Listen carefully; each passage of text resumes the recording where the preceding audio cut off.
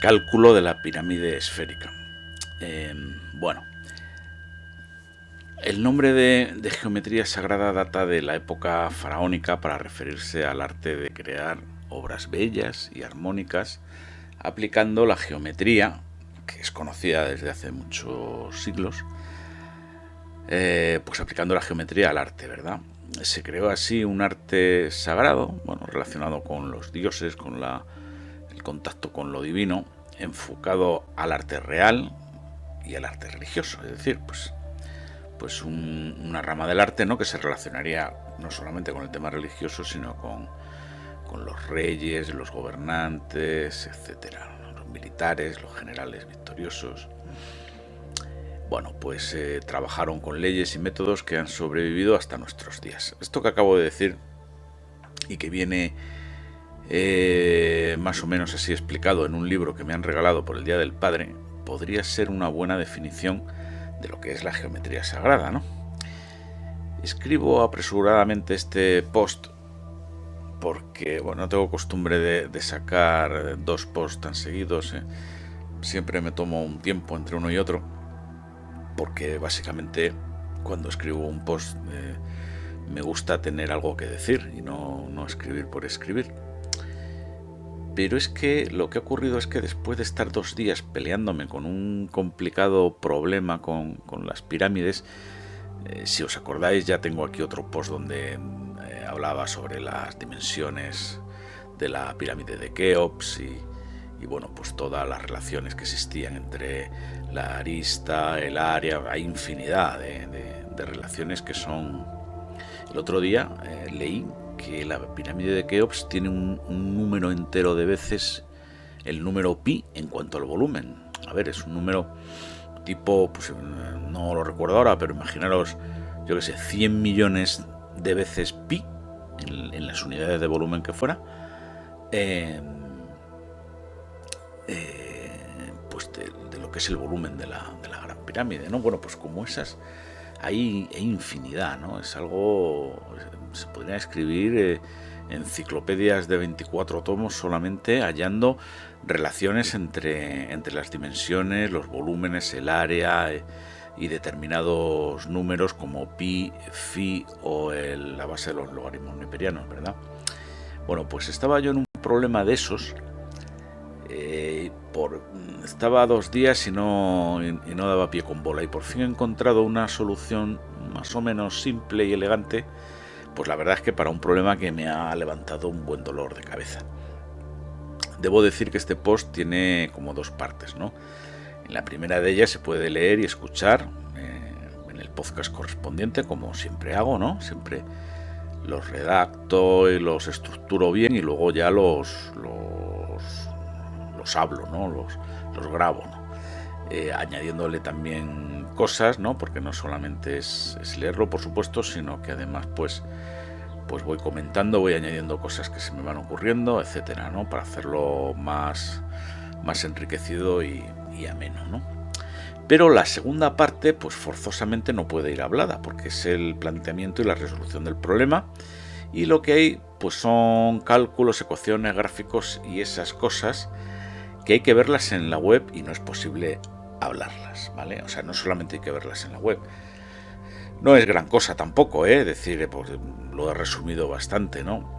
Los detalles de verdad, ya para analizarlo numerito a numerito, se encuentran en un fichero, en una hoja de Excel, del cual doy enlace de descarga en la web, ¿no? Lógicamente hay que entrar en la web, la cripta de johnd.es, para poder descargarse ese fichero, ese Excel, donde está la resolución gráfica y analítica del problema que voy a contaros ahora, su génesis y cómo lo solucioné y por qué es importante, ¿no? En el tema este de la geometría sagrada y de, bueno, pues todo lo relacionado con los templos, los monumentos, etcétera, ¿no?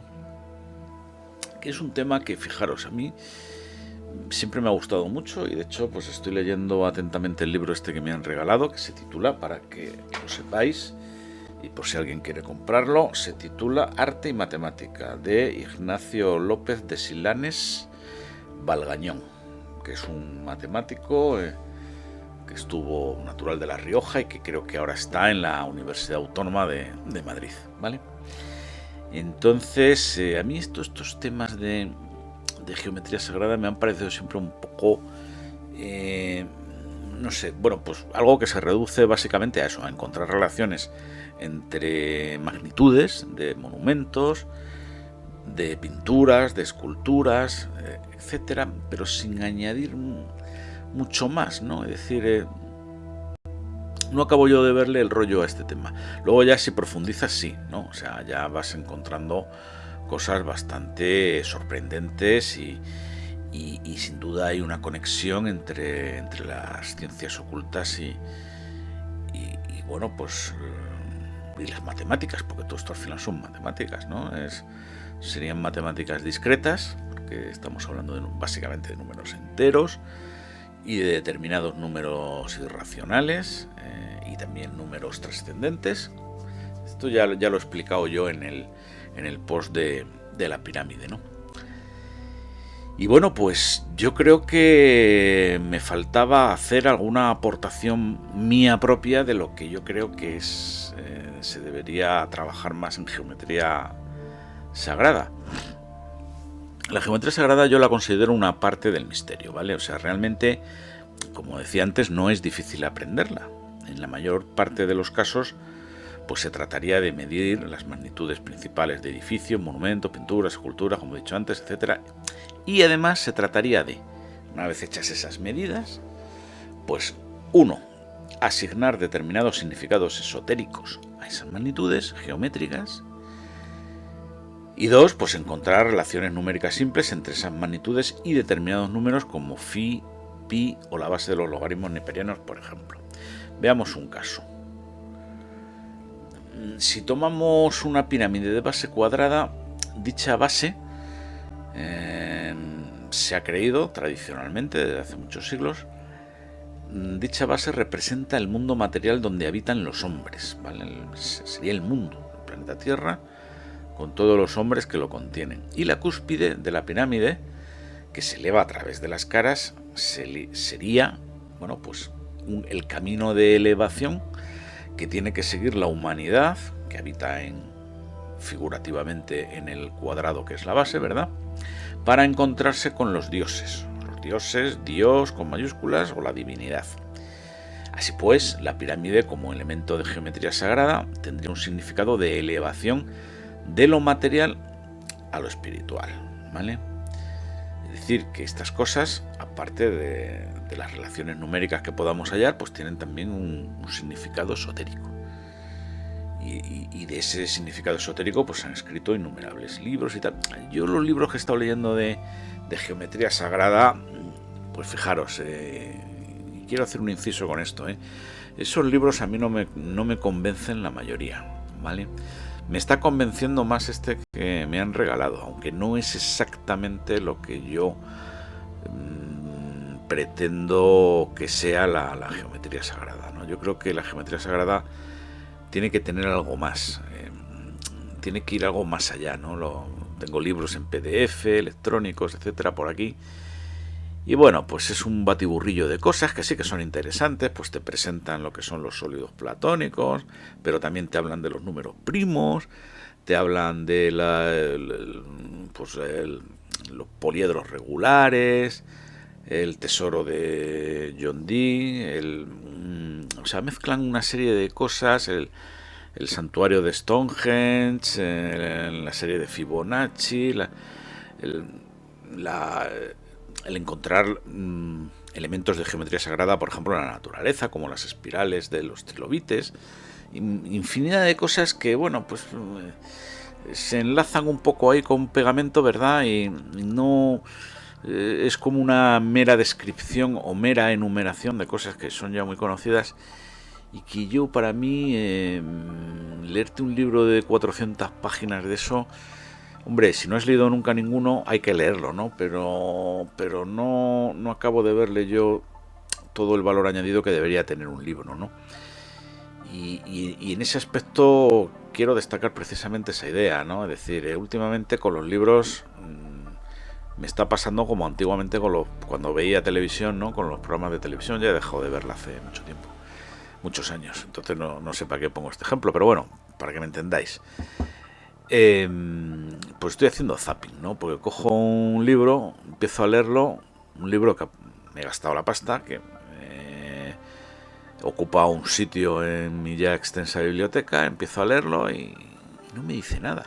Y son libros que, bueno, sí, que aparentemente eran interesantes a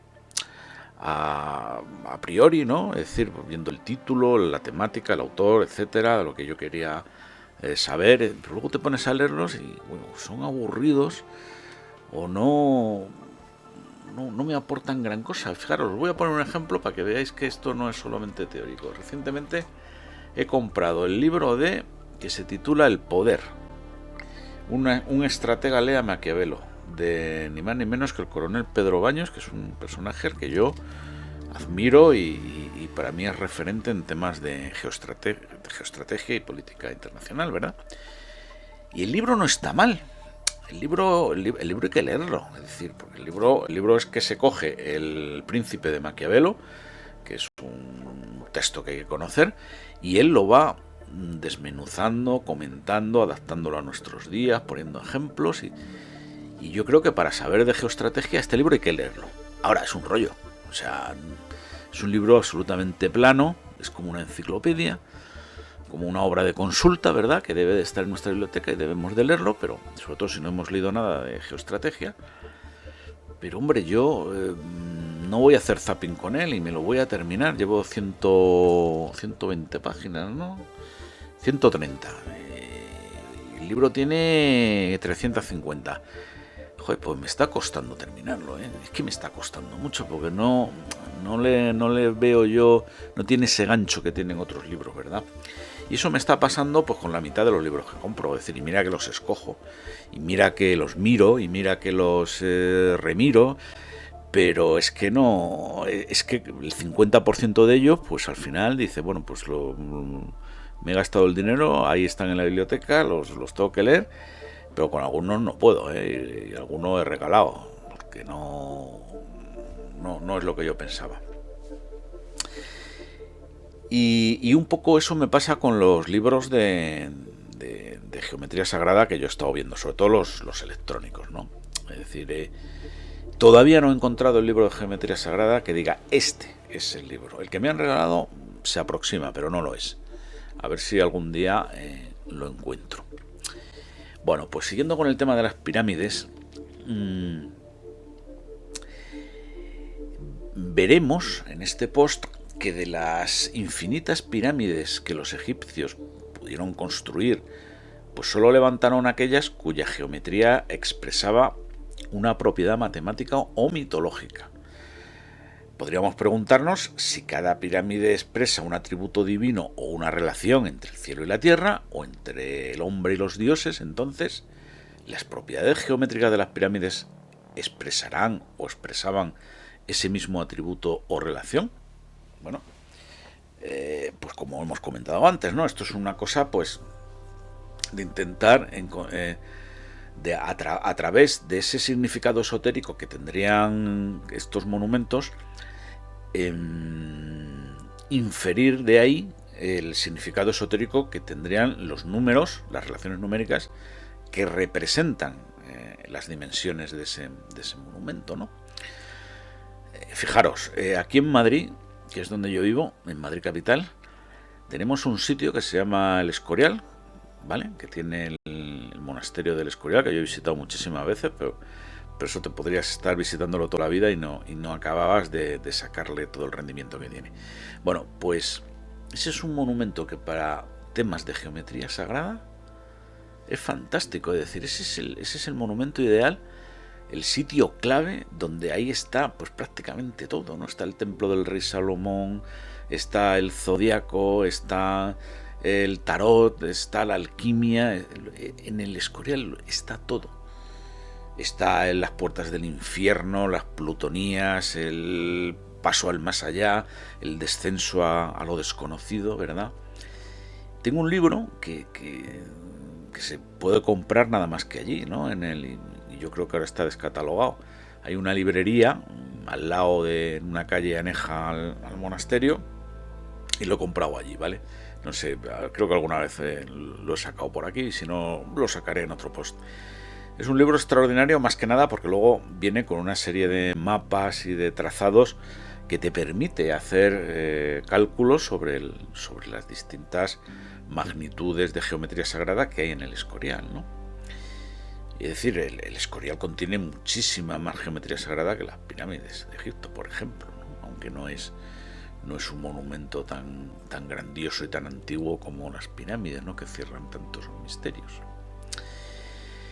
En fin, al final, pues resulta sorprendente la cantidad de relaciones matemáticas concretas que existen, por ejemplo, pues entre las magnitudes de las pirámides, pero también con otras obras de arte. Hay infinidad de libros, como he dicho antes, sobre geometría sagrada, pues donde se pueden estudiar todas esas relaciones geométricas y aritméticas, pero vuelvo a decir lo mismo. Es decir, en los libros solo vienen esas relaciones numéricas y algunas cositas y pegan cosas de por ejemplo, de Stonehenge, de la búsqueda de no sé qué tesoro, de Herodoto, hablando de las pirámides. Es decir, hay un batiburrillo ahí que no acabo de ver yo claro, ¿no? Hoy mismo, o sea, cuando estaba escribiendo este post, pues he añadido un texto de geometría sagrada, de esos que os digo, en la biblioteca, que yo creo que puede servir de referencia, pero que bueno, que ya os digo que no acabo de encontrar el texto definitivo. Y siempre he tenido el interés de añadir, pues como decía antes, algún desarrollo propio a este tema, algo original, o al menos, no voy a presumir de originalidad, ¿no? Si no es original, pues resuelto y presentado de manera novedosa.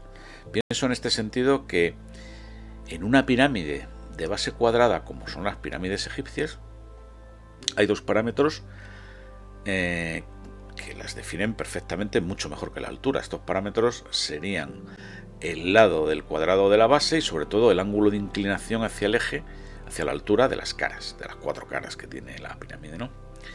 El lado nos da la dimensión básica de la pirámide, es decir, el lado nos dice cómo de monstruoso es y de grande es el monumento, ¿vale? Nos dice lo grande que va a ser. En la pirámide de Keops, el lado, si no recuerdo mal, es de 230 metros, casi un cuarto de kilómetro. O sea, dar 4 vueltas a la pirámide se tardaría 1 hora a buen paso.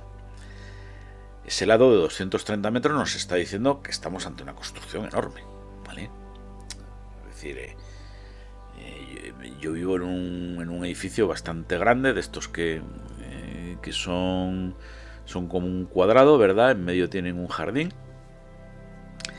Y creo que el lado de ese cuadrado, yo creo que anda por los...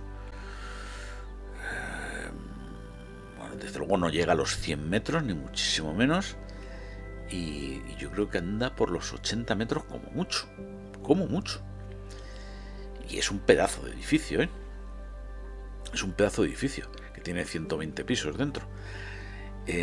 Bueno, pues el lado de la pirámide son 230 metros, ¿no? Fijaros que cuando estamos hablando de una superficie, las magnitudes se les elevan al cuadrado, ¿eh? No, o sea, pasar de 100 a 200 es cuadruplicar la superficie, no duplicarla. Y luego, finalmente, pues tenemos el ángulo de inclinación de las caras, que nos dice bastante más, ¿vale? El ángulo de inclinación de las caras nos dice cuánto se eleva la pirámide hacia el cielo. Pues en el caso de la pirámide de Keops estamos hablando de 53 grados, que es bastante, ¿no? O sea, es una pedazo de pendiente. O sea, si la pirámide estuviera lisa y nos deslizáramos, nos metíamos una galleta tremenda. Es una pendiente muy pronunciada. Nos está diciendo que esa pirámide, con esa base, alcanzará una enorme altura. De hecho, la pirámide de Keops fue el edificio más alto del mundo durante 45 siglos. ¿Vale? Se dice pronto.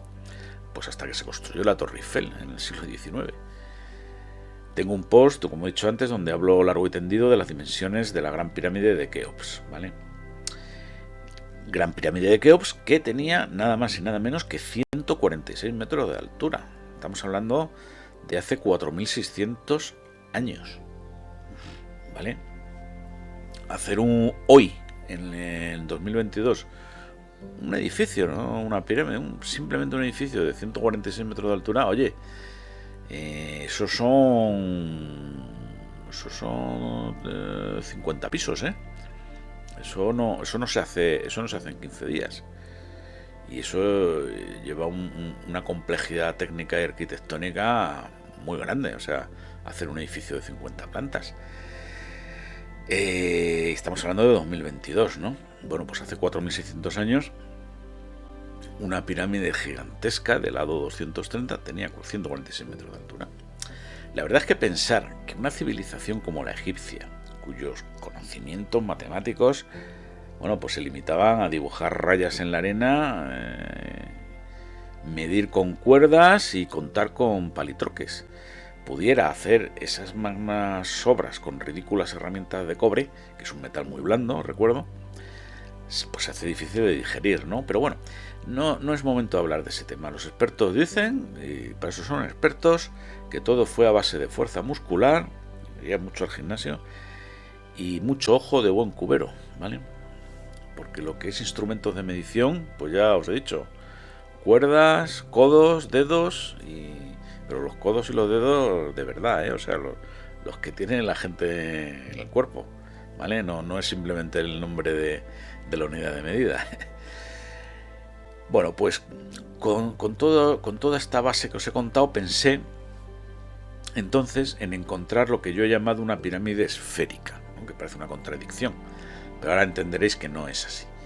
Es decir, una pirámide que para una superficie dada tuviera volumen máximo. Dicho de otra forma, si yo digo que la superficie de una pirámide es, digamos, de 3 en las unidades que sea, metros cúbicos, lo que sea. Bueno, unidades de volumen, lógicamente. No, perdona, metros cuadrados, estamos hablando de superficie, ¿vale? O sea, la suma de las 4 caras y la base, ¿no? Si yo digo que la superficie de una pirámide serían, por ejemplo, 3 metros cuadrados, bueno, pues está claro que hay infinitas pirámides de 3 metros cuadrados de superficie, ¿no? ¿Vale? O sea, yo las hago más picudas o menos picudas, pero eso sigue teniendo 3 metros cuadrados. Más altas, más bajas, más achatadas. Bueno, pues se trataría, jugando a variar el lado y el ángulo de inclinación, hallar la que tuviera un volumen máximo. O sea, de todas esas infinitas pirámides, ¿cuál es, de 3 metros cuadrados, por ejemplo, cuál es la que tiene volumen máximo? Ya os adelanto que solo hay una, a una superficie dada, que tiene volumen máximo. Empecé a resolver el problema, bueno, pues intentando encontrar una solución sencilla y accesible, pues para poder publicarla en esta cripta. Fueron vanos los intentos. El problema, a lo mejor yo me he liado y otro encuentra una solución súper fácil, ¿no? Pero bueno, o sea, yo quería hallar una solución sin emplear mucho el cálculo. Pues el problema se retorcía, se complicaba y salían unos cálculos farragosos, ¿no? Ya un poco mosqueado, digo, bueno, a ver si es que yo no soy un tarugo, ¿no? Recurrí a Google a ver si alguien lo había resuelto. No niego que un problema tan conocido como este no se haya resuelto una de 1000 veces, por supuesto. Pero yo no encontré ninguna solución en Internet. Seguro que la hay, no digo que no, solo digo que yo no la encontré. Había problemas parecidos resueltos, pero este en concreto no. Bueno, pues opté por una solución usando los multiplicadores de Lagrange y toda la parafernalia del cálculo, pero esa solución no se puede publicar porque es muy compleja y además salían unas ristras de expresiones algebraicas interminables, unos chorizos tremendos. Y bueno, pues ya un poco decepcionado y después de 24 horas infructuosas, pues he dado con una solución que a mí me parece simple, muy gráfica, que todo el mundo va a ver y que tiene una explicación a la vez geométrica y analítica. La demostración, como he dicho antes, está al final del post, en el enlace de descarga de la Excel. Allí se explican los pasos, etc. Yo solo voy a deciros el resultado final. 63 grados. Esa es la inclinación que tiene que tener una pirámide de base cuadrada para que, dada una superficie constante, su volumen sea máximo.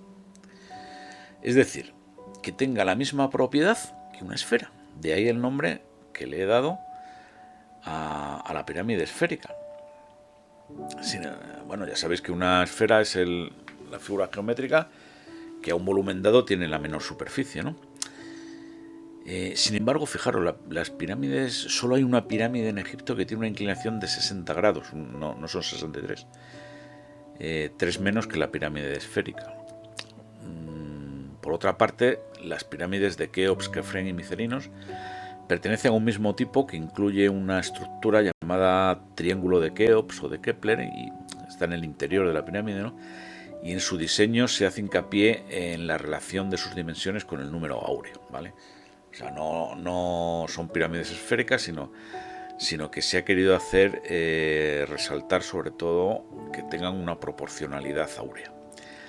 Si la pirámide de Keops hubiera sido una pirámide esférica de 230 metros de lado, hubiera alcanzado la colosal altura de 225 metros. Hubiera encerrado mucho más volumen usando pues no demasiados sillares de piedra más para su construcción. Una pirámide esférica sería ciertamente grandiosa y el solo hecho de contemplarla nos introduciría en el misterio de su dimensionalidad. Por dentro una pirámide de ese tamaño daría vértigo mirarla si estuviera hueca, pero todo ese inmenso espacio termina en un solo punto, o pico agudo que es el vértice, ¿no? El vértice es un punto. Supuestamente la parte divina de la construcción. De hecho, las pirámides de Egipto terminaban en una cosa que ellos llamaban el piramidión, ¿no? Que era pues como una pirámide en pequeñito, ¿no? que se superponía y que terminaba, ¿no? la cúspide. Hay muchas pirámides que han perdido ese piramidión. Luego la pirámide a la vez estaba recubierta de piedra caliza, con lo cual y además pintada, con lo cual quedaba preciosa, etcétera. No el aspecto este que tiene ahora de derruido. Y bueno, pues parece ser que tenía esa función que yo voy a describir ahora, ¿no? De paso del mundo material a la eternidad. Bueno, pues como he dicho antes, las pirámides terminan en un punto que es el vértice, supuestamente la parte divina de la construcción. Veníamos aquí que para acceder a la divinidad, pues tenemos que pasar por un único punto, ¿vale? Pasamos del cuadrado a la cúspide, del cuadrado de la base a la punta de la pirámide. Nada material puede pasar por un único punto, porque tiene dimensión cero. Luego, para acceder a la divinidad, tenemos que desmaterializarnos y convertirnos en espíritu. Ya lo dijo el propio Jesucristo, que se entra al cielo por una puerta muy estrecha, o sea, la cúspide de la pirámide, y se entra al infierno por una puerta grande y espaciosa, la base de la pirámide. De hecho, en la base de la pirámide de Keops hay un pasadizo y un pozo que descienden hasta un recinto subterráneo. Para mí eso representa el descenso al inframundo, al infierno, a algo más denso y oscuro que la propia materia representada por el cuadrado base de la pirámide. Es decir, cuando el faraón muere, la pirámide hace una especie de, como si dijéramos, de nave espiritual que lo transporta al más allá a través de la cúspide. Pero también existe la posibilidad de descender a los infiernos. En la pirámide de Keops existe un sarcófago, pero no se ha encontrado nunca una momia. Según los expertos, cuando el faraón muere, se usa la pirámide para una especie de ceremonia funeraria, donde se le deja en el sarcófago y luego se le saca. Bien pudiera ser que su alma escape por la cúspide de la pirámide, dejando a la momia como simple materia inerte. De hecho, como sabéis, en Egipto no solamente están las pirámides, sino que muchas de ellas pues hay unas construcciones alrededor que son son templos. Fijaros, hay una, no me acuerdo cómo se llama, que está hay un conjunto de viviendas de los sacerdotes, donde van los peregrinos, donde en medio está la pirámide y luego eso tiene una planta, es un recinto amurallado que tiene una planta que es un rectángulo cuya longitud mayor es el doble que la menor. Es lo que se llama un cuadrado largo, ¿no? En el mundo de la geometría sagrada, muchos templos tienen planta de cuadrado largo, ¿no? ese rectángulo que está hecho como con dos cuadrados pegados. Entonces la pirámide está en medio del cuadrado largo, y entonces un cuadrado, que es donde están las viviendas de los sacerdotes, representa el mundo material, la tierra, y el otro cuadrado que está al lado, pues representa ya el mundo de los dioses, donde viven los dioses, y la pirámide está en medio. O sea, la pirámide simbólicamente ahí representa precisamente el paso del mundo material al mundo divino, al mundo de los dioses, al más allá.